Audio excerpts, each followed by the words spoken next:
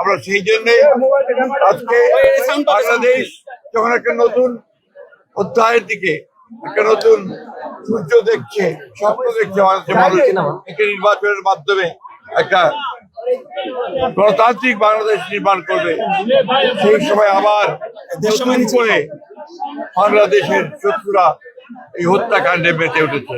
গতকাল হত্যাকাণ্ড হয়েছে, আমরা জানিয়েছি, তো আমরা আশঙ্কা করছি যে এইরকম আরো ঘটনা ঘটতে পারে। আমরা বাংলাদেশ জাতীয় দলের পক্ষ থেকে আমাদের অত্যন্ত অসুস্থ আমাদের দেশনেত্রী বেগম খালেদা জিয়া তার পক্ষ থেকে আমাদের নেতা জনাব তারেক রহমান ভারপ্রাপ্ত চেয়ারম্যান তারেক রহমানের পক্ষ থেকে আজকে আমরা এই শহীদ বুদ্ধিজীবী স্মৃতিসৌধে এসেছিলাম। আমরা এখানে শ্রদ্ধা জানিয়েছি এবং শপথ গ্রহণ করেছি যে আমরা যে কোনো মূল্যে বাংলাদেশের স্বাধীনতাকে রক্ষা করব, সার্বভৌমত্বকে রক্ষা করব এবং গণতান্ত্রিক অগ্রযাত্রাকে সামনের দিকে এগিয়ে যাব। এবং অবশ্যই আমাদের জন্য দেশের স্বাধীনতার জন্য যারা প্রাণ দিয়েছেন, গণতন্ত্রের জন্য প্রাণ দিয়েছেন, তাদের সকলের প্রতি আমরা শ্রদ্ধা জানাচ্ছি।